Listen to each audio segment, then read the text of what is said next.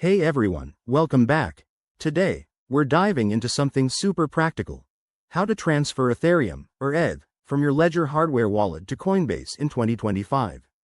If you're all about keeping your crypto secure but need to move funds for trading or spending, this guide is perfect for you. Let's get started. First things first, make sure you have everything ready. You'll need a Ledger device with ETH in it, the Ledger Live app installed on your computer, and a verified Coinbase account. Security is key, so double-check that your Ledger is updated to the latest firmware. That's crucial for 2025's enhanced protocols. Step 1. Connect your Ledger device to your computer via USB and open the Ethereum app on it. You'll see a prompt on your Ledger screen. Enter your PIN to unlock it.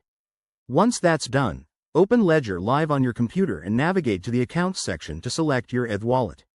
Next, head over to Coinbase. Log in to your account and go to your wallet dashboard. Find your ETH wallet address, it's that long string of letters and numbers.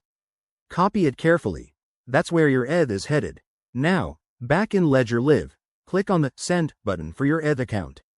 Paste the Coinbase address into the recipient field, enter the amount of ETH you want to transfer, and double-check everything.